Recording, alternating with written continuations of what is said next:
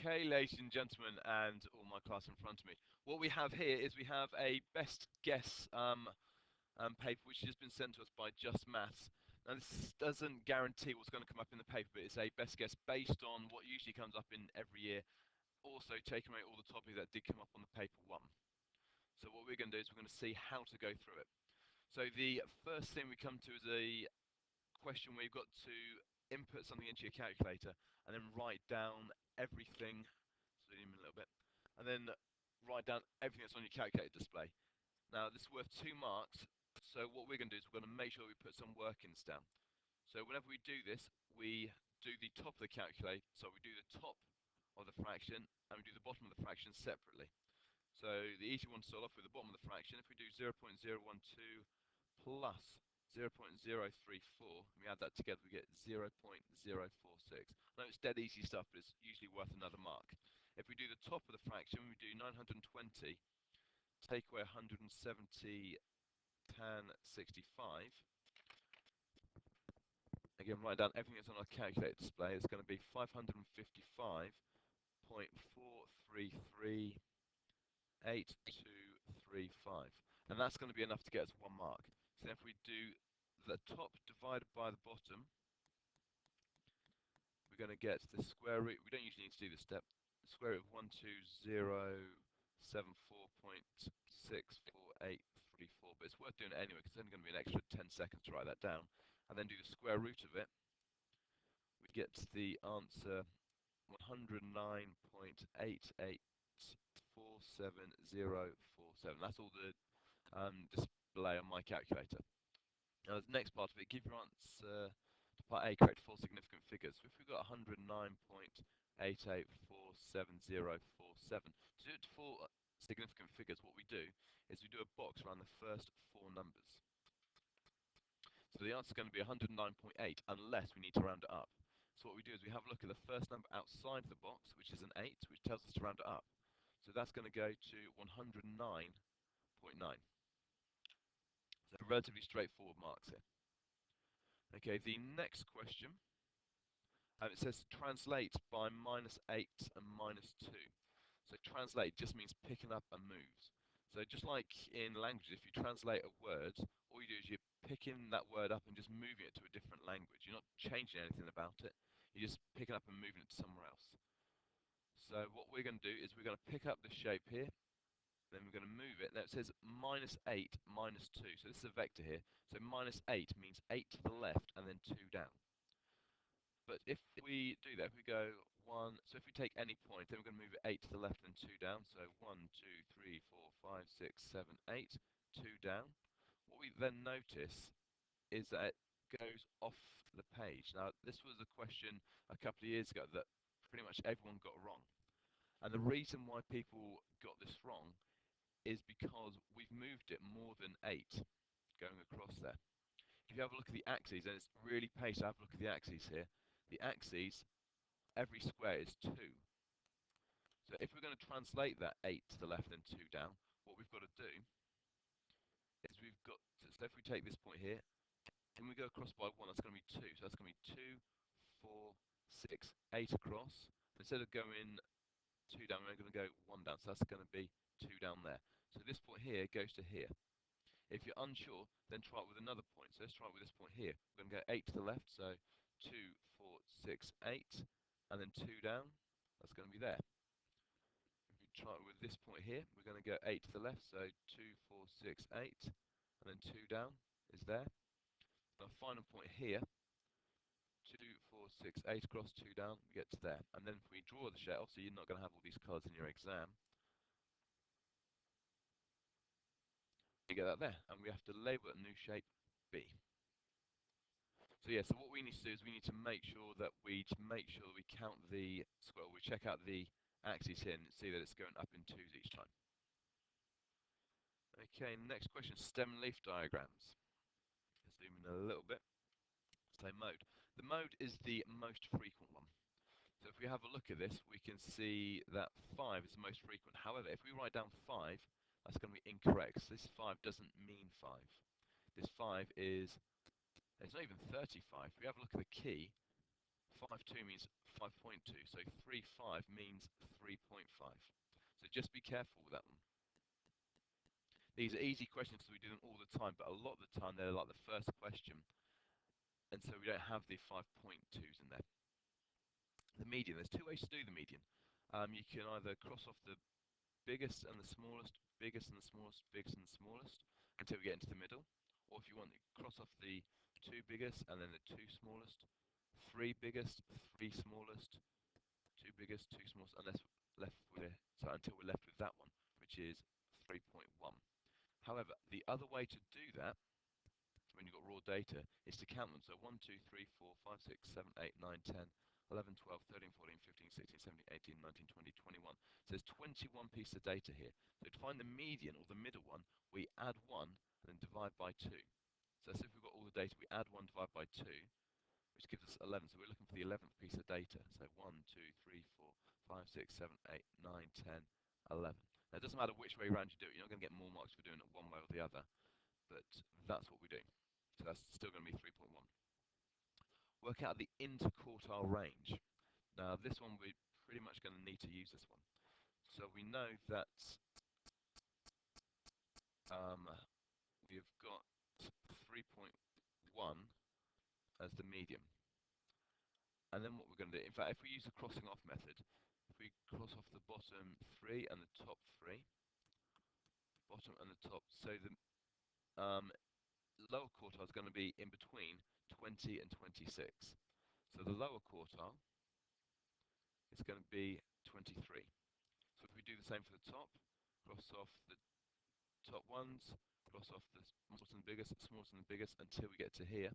So it's not going to be 23, so it's going to be 2.3. Thank you. So the upper quartile, it's going to be in between 3.6 and 3.8, so that's going to be 3.7. Now the interquartile range is you need to do the upper quartile, take away the lower quartile. So it's going to be 3.7, take away 2.3, which is 1.4. Next question is where you have to, share money in a ratio. So the first thing we do when we share money in a ratio is we add up the ratio.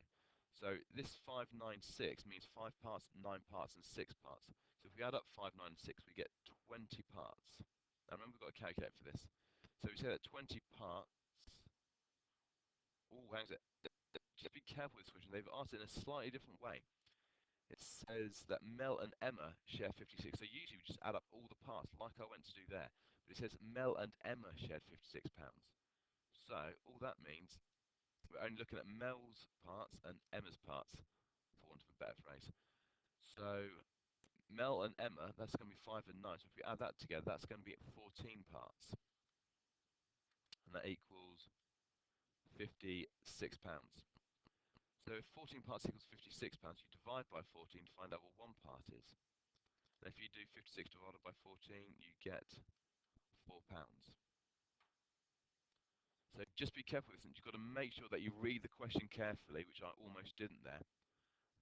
And then if it just talks about Mel and Em, if it only just talks about two of the things, then we only have a look at those parts and write down the information that we have. So 14 parts equals 56, one part equals £4. Now finally, how much does Hannah get? Hannah's got 6 parts here. So if one part is £4, 6 parts is going to be 6 lots of £4, which equals £24.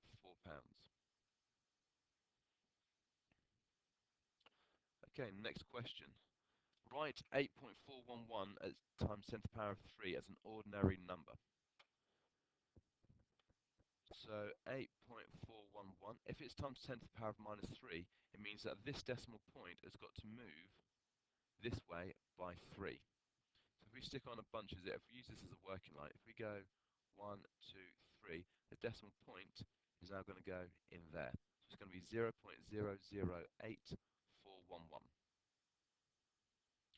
So that's how we write that as an ordinary number. Remember, if it's 10 to the power of minus 3, it's not a negative number. It just means that the decimal point moves to the left rather than to the right. So if we write 501 in standard index form, so standard index form, you have to have a number. So it's something times 10 to the power of something. Now this something here has got to be a number between 1 and 10. So we have a look at this, we write that, so it's in between 1 and 10. So it's going to be 5.01. That's going to be 5.01 times by 10 to the power of, and to get from here to 5.01, we've got to go 2 places. So decimal points moved twice. So 5.01 times 10 to the power of 2. Now this one here says write this in standard index form. It looks like it's in standard index form, apart from the fact that this number isn't between 1 and 10. So what we need to do is we need to write this in between 1 and 10. So what we do is we move the decimal point over, so it's 1.09. Now we've got to keep this balanced. So if we have made this smaller, we've got to make this bigger. So we've made this one place smaller, so we've got to make this one place bigger, so it's going to be 10 to the power of 5. Okay, question 6. The value of a second-hand car is £6,000. Each year it loses 20% of its value. Work out the value in 2 years' time. So each year it loses 20% of its value. So if we start off on 100%, if it loses 20%, that's going to go down to 80%. So to find 80% of something, what we do is we times it by the multiplier. So the multiplier of 80% is 0.8, or 0.80, or 0.8. So to lose 20% each time, you've got to times it by 0.8. So 6,000 times by 0.8, that's going to be after 1 year. You then times it by 0.8 again, that's going to be after 2 years. So 6,000 times by 0.8 times by 0.8, and that gives us 3,840. I just want to pause on this question for a second because it is easy to make a mistake. I mean, I think what most people should be able to do is find 20% of 6,000 and take it away. So 10% of 6,000 is going to be 600.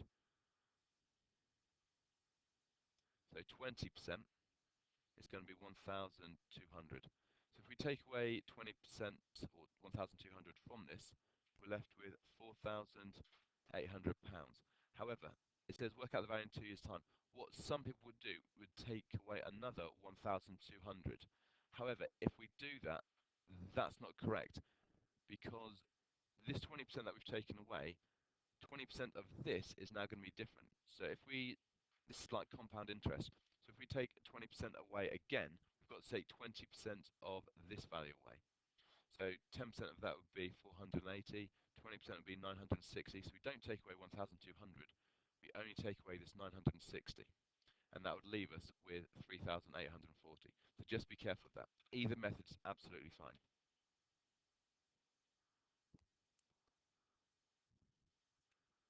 Okay, so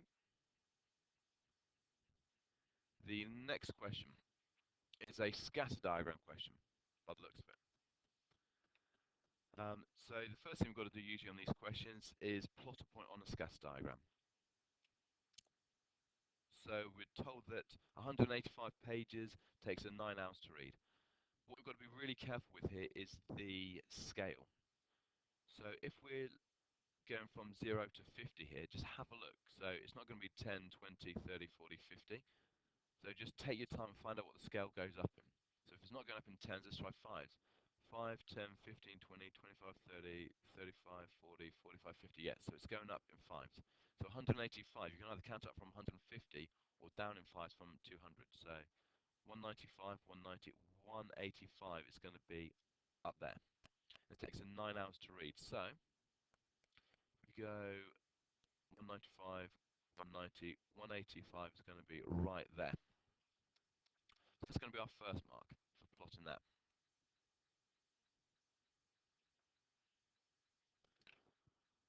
So describe the relationship between the number of pages in a book and the time Dawn takes to read it. You can either say what's actually happening here and say that as the pages increase, the time increases, or you can say that if it's sloping up like this, in this direction, that's positive correlation. Either one of those gets you the mark, so it doesn't really matter which one of those you write down. So positive correlation there. Dawn reads another book. The book has 150 pages. Estimate the time it takes Dawn to read it. Now notice that this one is 2 marks there. So what we do is we do a line of best fit. Always do a line of best fit, even if it doesn't ask for it.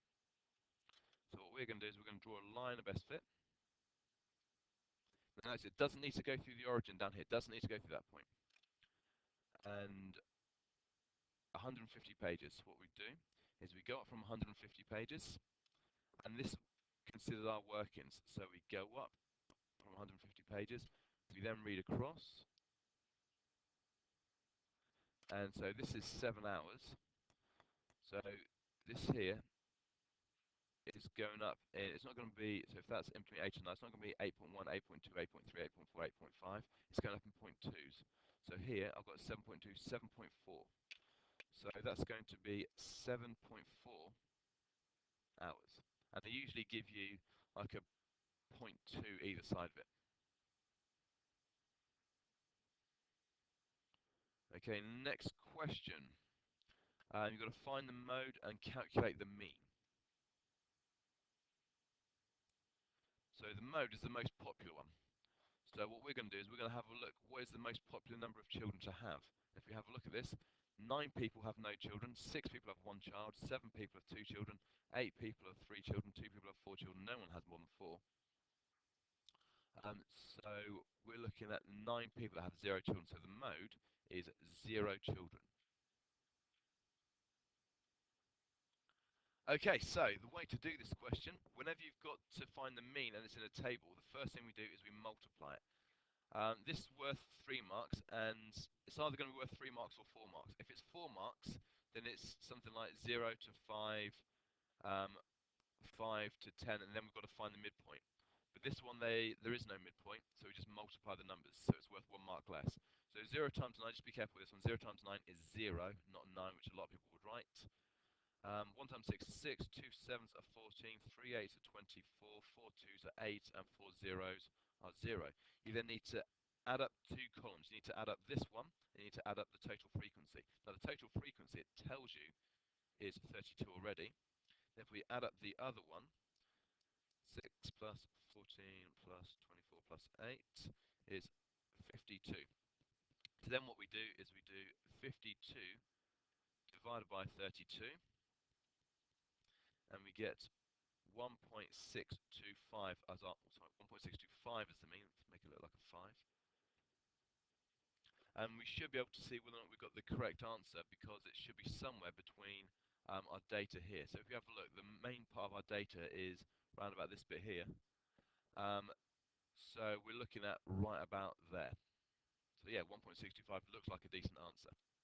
And well done to a bunch of my class that got 1.625 there. Shout out to my Year 11s. Thank you very much for attending. Okay, so again, we are looking at an angle question. Now, as soon as you see an angle question, and it doesn't say parallel lines, but it's a parallelogram, so it's kind of implied anyway. So what you've got to be thinking of is whether or not we've got Z angles, which of course we've got to call alternate angles. We've got angles which are on the same side of parallel lines, and if they're on the same side, they're called corresponding. And the one that everyone forgets, that if they're in a C, like this, they're called allied angles, and these ones add up to 180 degrees. So we've got to figure out what angle X is here.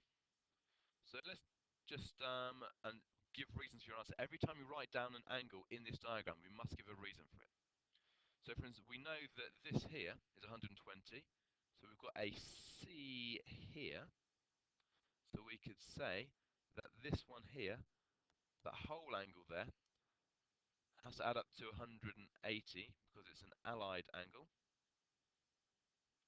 So the whole thing is 60 degrees, which means that this must be 60 take away 38, leaving you with 22 degrees. So this one here is 22 degrees. What we've got here is a straight line.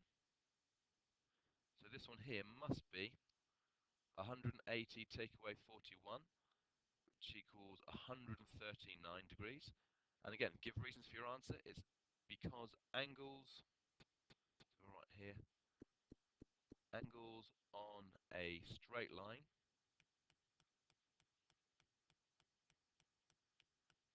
add up to 180 degrees. So now what we've got, if we get rid of all the other stuff, we've got a triangle here where we've got 139 degrees, we've got 22 degrees, and we've got to work out the third angle in that triangle. So we know that angles in a triangle add up to 180 degrees. So therefore 180 take away 139 take away 22. Again, you could do that on your calculator. So if I give you a couple of seconds just to do that, it leaves you with 19 degrees. So x equals 19 degrees. And again, making sure that every time you write a new angle there, you give a reason for it, and that will get you all of the marks. Right, the next question. The number 1104 can be written as 3 times 2 to the power of something times d, where c is a whole number and d is a prime number. So work out a value of c and d. So 1104 equals something times something to the power of something times something. It's just a matter of recognizing, especially with the fact they've used the word prime, that this is the product of prime factors. Now, the product of prime factors is the Christmas tree method. So, the way we do product of prime factors is we write the number 1104, and then we find two numbers that multiply together to make 1104. Now, if I do half of that, that's going to be, and again, you've got a calculator here, so you can use a calculator if you wish. 552, but be careful, 552 is half it. Don't write 552 and 552. Again, it's a really, really common mistake. Remember, we're doing two numbers that multiply together to make 1104. It was 1104, right? Yeah. So once we've got a prime number, we put that in a circle. So we need to find two numbers that multiply together to make 552. So that's going to be 2 times 276. And again, use your calculator just to double check. Two numbers that multiply together to make 276. So it's going to be 2 times 138. And we keep going, especially with a 2. So keep going down. 2 times by 69. And then we divide that one by 3. So it's going to be 3 times 23. And we can't break 23 down at all. So the number is 2, so that's 1, 2, 3, 4. 2 to the power of 4 times by 3 times by 23. And that's our final answer, which ties in with what they've already got there.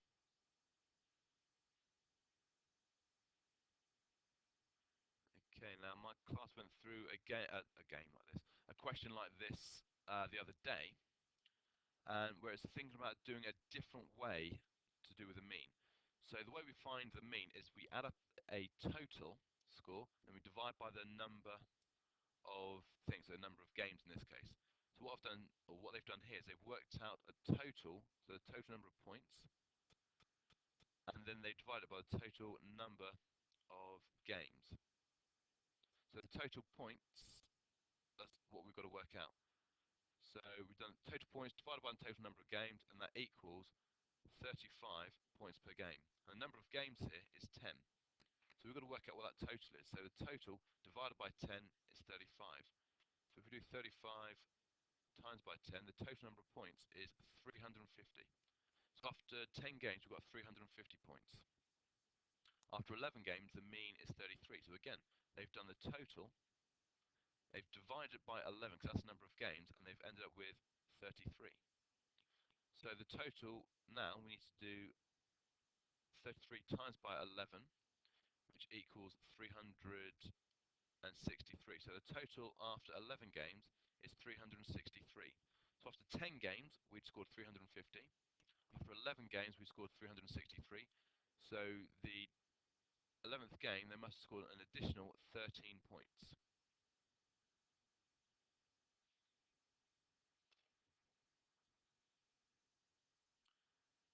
Okay, question 12. So here we're looking at the surface area. So in this we've got the flat plane going down, so that's 1, we've got the base which is 2, we've got either end which is 3 and 4, and we've got a fifth back there. So we've got to work out the surface area of all the 5 sides. So the first one we're going to do is the sloping side there, which is 17 times 10. So 17 times 10 is 170. We've got the base, which is 15 times 10, which is 150. We've got each side here, which is 8 times 15. Then we've got to divide that by 2. So 8 times 15 then divided by 2 is the same as 4 times 15, which is 60. Then we've got the same at the back. So that's going to be another 60. And then we've got the back panel here, which is 8 by 10, which is going to be 8 times 10, which equals 80. And then what you do is you add them all together. So 170 plus 150 plus 60 plus 60 plus 80, and that equals 520, and it's centimeters squared. So remember, area is always going to be squared.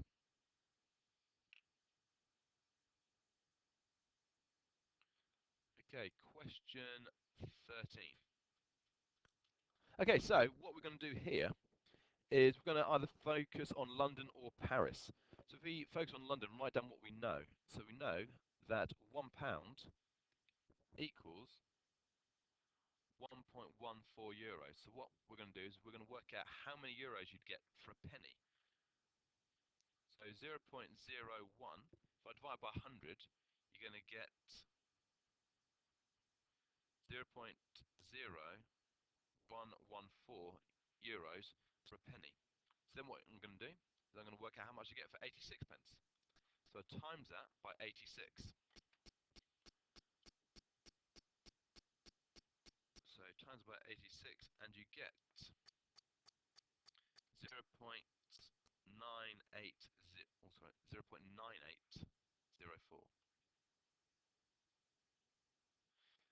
So in London, for 86 pence, you get just under a euro. In Paris, for 86 pence, you get a euro. So Paris gives us the best, or gives us the most euros.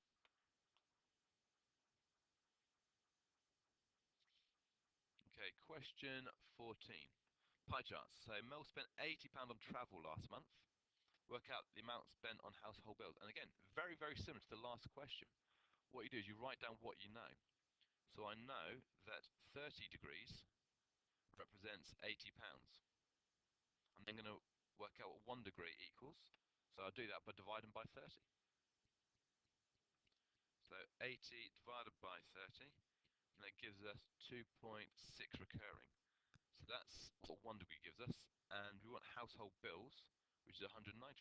So we're going to do the 2.6 times by 195 to figure out what 195 degrees gives us. And that equals £520. And that's it. Household bill, £520 per month. Jeez. Okay, a second pie chart is to be drawn from Karen's spending. Karen spent a total of £800 last month. She spent £120 on entertainment last month. Calculate the size of the angle for entertainment in the second pie chart. So again, we're going to write down the information that we know. This £800 is going to represent the whole pie chart. So that equals 360 degrees. Now what I want to do is I want to know what £120 is going to be. So if I divide by 800, that's going to give me the angle for just £1. So 360 divided by 800 is 0.45 degrees equals £1. Now I want to know what £120 equals. So if I times that by 120, that gives me 54 degrees. So again, if you're unsure at all on any of the questions on any of the exams, just write down the information that you know and then start to break it down to find out what 1 unit equals. So here we worked out what 1 degree is, here we worked out what £1 was. Question 50. Ah, these questions are lovely. Let's hope this one comes up. So, oh, as long as we can see it, of course. So here, n is an integer, and n is in between -1 and 4. All this is asking us is to write down all the numbers between -1 and 4. So that's going to be 0, 1, 2, and 3. Now, because this one here has a little line underneath it, means that it can equal -1 as well. So I'll stick -1 down. So I've got -1, 0, 1, 2, and 3. And then what we've got to do for part 2 is we've got to write down this inequality, which is shown by this one here. So we can say that our letter n is in between 3 and -4. The fact that this one here, though, is coloured in means that it can equal it. So we can say that it equals 3. So now what we've got to do is we've got to show on the number line this inequality. So y is in between -2 and 3. So just like above, we put circles over -2, we put a circle over 3, and we join them up with a nice straight line. And we then look to see whether or not we colour any of them in. Now we don't colour any of these in because there's nothing here which says that it's equal to. So if it said that it was equal to 3, we'd colour that in, but it doesn't, so we don't.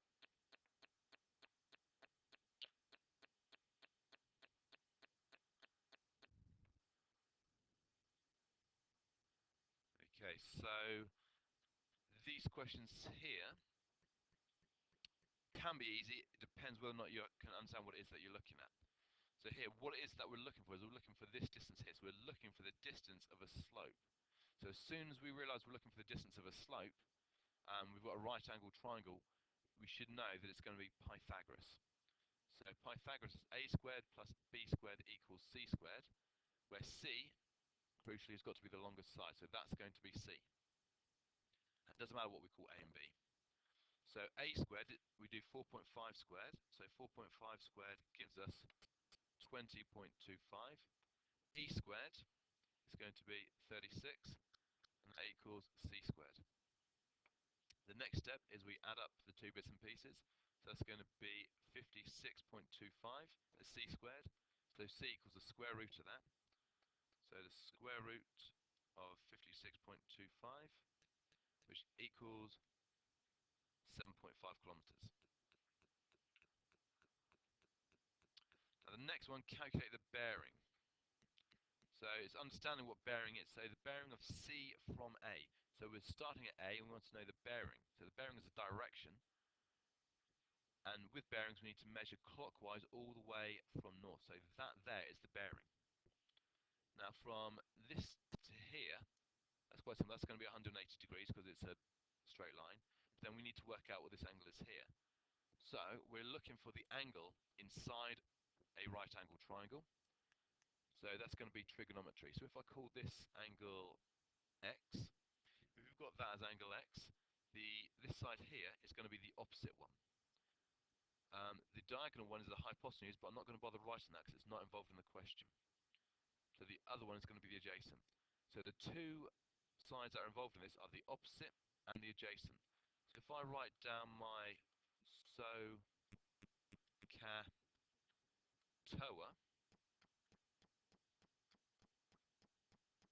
the one that involves both O and A is the TOA. So write down TOA. Now the thing that we're looking for here is the angle. And so what we do is we cover up the bottom left-hand letter because it's the angle that we're looking for. If we was looking for one of the sides, we'd cover up either the O or the A. But because we're looking for the letter, we cover up, so because we're looking for the angle, we cover up the bottom left. So then I'd write down that T means tan, so that's going to be tan of x equals the opposite, which is 4.5, over the adjacent, which is 6. Now in trig, when we're looking for an angle, we do the inverse sign, or sorry, the inverse tan.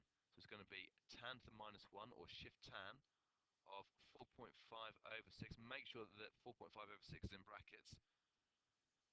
So we get the inverse tan of 4.5 over 6, and we get that. It's just the nearest degree. So x equals 36.87, so that's going to be 37 degrees. But that's not the final answer. It says work out the bearing. So the bearing we know this is 37 degrees here, it's going to be from there all the way round to there. So that's going to be 180 degrees plus a 37. So 180 plus 37 equals 217 degrees. So just be careful to be thorough with that one.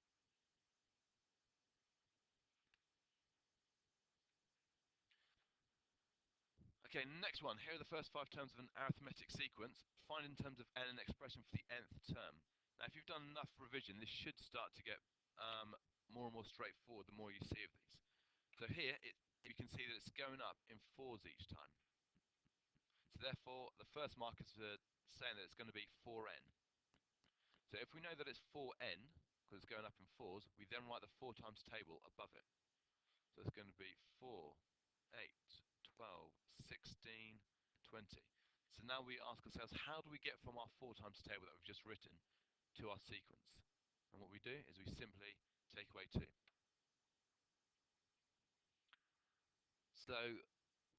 So this here, the nth term is actually a rule. So if we wanted to work out the first term, we do 4 lots of 1, take away 2, which gives us 2, which is what they got. If we wanted to work out the sixth term, we do 4 lots of 6, take away 2, which would be 24 take away 2, which would be 22. So here, they've given us another nth term, which is 10 take away n squared. What we're going to do is we're going to work out what the third term and the fifth term is. So the third term, we do 10 take away 3 squared. So 3 squared is 9. So 10 take away 9 equals 1. So the third term is 1. The fifth term is going to be 10 take away 5 squared, which is 25. 10 take away 25 is minus 15. So just a quick update before we go on. I have noticed that there's 37 questions here, which means that this should be pretty much most things that should appear on your exam. So this is more than just a single exam. I've also been told by one of my students, Talon, that I need to say at the very end to like and subscribe so that I can share this to a wider audience. So please like and subscribe. And thank you very much to everyone in my class for letting me know that. Okay, so let's have a look at the next question. Plans and elevations. So we've got to sketch a 3D drawing of this. So what we've got is we've got a cuboid here, or potentially a cube, with what looks like a cone on the top of it, sorry, a pyramid on the top of it. So the way we do it, the way we draw a cube in 3 dimensions is we draw a square and then we go off at the same angle diagonally, and then make sure that when we join those up, they've got to be vertically. And what we've got is we've got a pyramid on the top. So what we do is we do that as a pyramid. So we draw the flat shape, and then we go off diagonally, and then from the other side it's going to look like that as well. So the whole thing is that we draw it, the whole thing as a front elevation. In fact, we draw the front elevation here, and we go off diagonally. Make sure we go down, and then we go up like that, and that's it.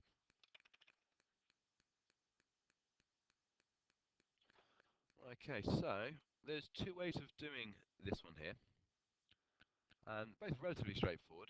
If we've got a regular hexagon and a regular octagon, what we're going to do to start off with is we're going to work out what the exterior angle is.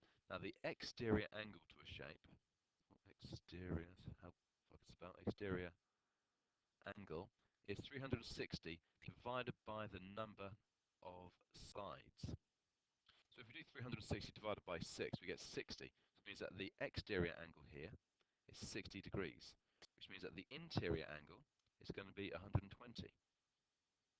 But because it's regular, all of them are going to be 120. So, importantly, this one here is going to be 120. So if we do the same for this one here, this one's an 8-sided shape, so 360 divided by 8 is going to equal 45. So the exterior angle here is 45, which means that the interior, taken away from 180, so 180 take away 45 equals 135. So this is 135 degrees. And here we've got 3 angles around a point, and then we'll have to add up to 360. Now, you must make sure that you say the angles around a point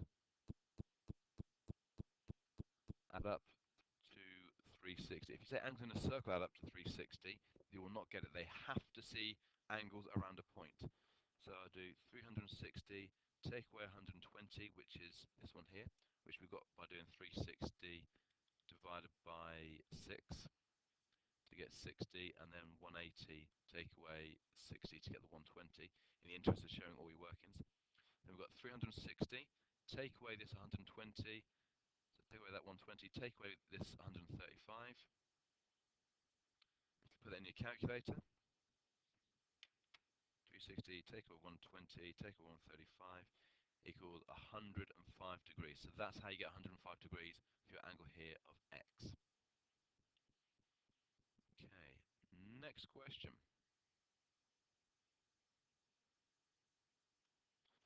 So Laura calculates the length AC but gets it wrong. So AC is a rectangle. This is 4 here. So she's done 7 squared minus 4 squared. She shouldn't have done 7 squared minus 4 squared because we're looking for the hypotenuse, which is going to be the longer side. So, let me just say that. So 7 squared minus 4 squared should have been 7 squared plus 4 squared, square rooted. So if you do that,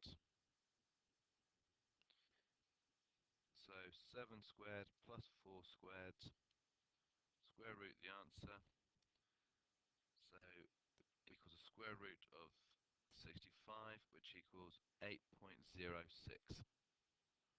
So that's what the length should have been. And we know that she got it wrong anyway, because if we're looking for the diagonal one, we're looking for the longer side, and here, and 5.7 is actually shorter than this one. So just be aware of that, just to sort of double check your workings at any point. Okay, next one is compound interest. So in order to do compound interest, what we do is we do the initial amount times by the multiplier to the power of the years. So this one here is the amount. This one here is the multiplier, or percentage multiplier. And this here is the years. So the amount is 650. Now if we're increasing it by 1.5%, if you add that on top of 100%, it's going to be 101.5%. So that's a multiplier. We divide by 100 to get 1.015. So it's 650 times by 1.015 to the power of 2, because it's 2 years. So the key thing here is getting the multiplier. So what we do is we add the multiplier onto 100% to get this, and then we move the decimal point 2 places over, and that's going to be the percentage multiplier. So for instance, if we had 7.01%, if we add 0.71% onto 100, that's going to be 107.01. Move the decimal point over by 2, that's going to be 1.0701 as your multiplier. Anyway, that's a quick aside. But here, if you then put this into your calculator, 650 times by 1.015 squared, and you get £669.65.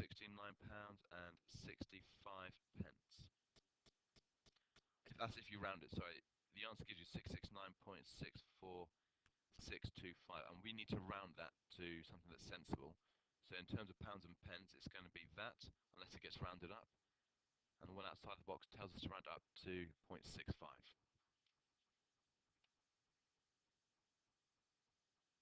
Okay, now, the next question, we've got to draw a graph. So the first thing we do is we do a table of results. So whenever it says draw a graph, we're going to do a table of results. So in between x equals 0 and x equals 4. So we do x, and we do y, and 0, 1, 2, 3, 4. Now this one people always struggle with. So it's 8 take away 4 lots of x. So we're going to do 8 take away 4 lots of 0 to start off with. So we do 4 lots of 0, which is 0. 8 take away 0 is going to be 8. Next we're going to do 8 take away 4 lots of 1. 4 lots of 1 is 4. 8 take away 4 is going to give us 4. Next, 8 take away 4 lots of 2. 4 lots of 2 is 8. 8 take away 8 is 0. Next, 8 take away 4 lots of 3. 4 lots of 3 is 12. 8 take away 12 is minus 4. And what you should be able to spot, as soon as you've done 2, especially 3, we should be able to spot a pattern so we can see that it's going down in 4s. So the next one is going to be minus 8. And then we've got to sketch that. Now here they haven't given us the axes. So what we do is the x-axis has got to go between 0 and 4. So let's do an x-axis between 0 and 4. And it's going to go, and the y-axis has got to go from 8 down to minus 8. So if I just sketch this over here, 0, 8, 1, 2, 3, 4. That's 8, 4, 0, minus 4, minus 8. And that gives me enough to sketch that.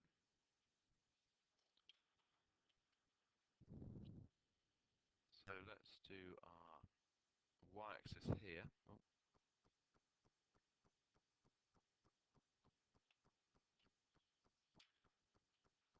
If we take zeros here, that's going to be 1, 2, 3, 4, 5, 6, 7. Look at that. 8, minus 1, minus 2, minus 3, minus 4, minus 5, minus 6, minus 7, minus 8. Made to measure. And if we go across here, we've got, in fact, let's do 1, 2, 3, 4. As long as the spaces are equal, that's absolutely fine. Now remember to label your axes. That's going to be x and that's going to be y. And then we simply just plot them. So 0, 8, 1, 4, 2, 0, 3 minus 4, and 4 minus 8. And if you've made a mistake, one of them won't lie on a line. But if they all lie on a straight line, like these ones look like they're going to do, then we get it spot on. Okay, so let's have a look at the next question. Now this one is a best buy question. And with best buy questions, what we need to do is write down the information. So I know that at the moment, 2 kilograms equals £1.89. I'm going to work out what 1 kilogram costs. That's going to be the first one.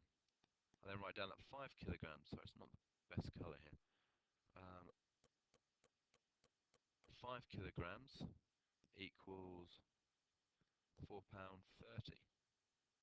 And I want to know what 1 kilogram costs. Then I'm going to do 9 kilograms, which costs £8.46. I want to know what 1 kilogram costs. So if 2 kilograms costs £1.89, £1.89, I divide it by 2 to find out how much 1 kilogram costs. So I divide it by 2, and I get 1 kilogram costing in terms of pounds, 0.945. For this one, I divide by 5. So £4.30 divided by 5, and I get 0.86. For this one, I divide by 9. So £8.46 divided by 9 equals 0.94. So the best value for money is going to be the one 86 pence. So 5 kilograms is best value for money. Now, in the interest of keeping these videos succinct, what I'm going to do is I'm going to chop this video in half. So I'm going to end the video here and then start off the next video on question 24, just so that you can watch it in 2 equal chunks, make it slightly easier.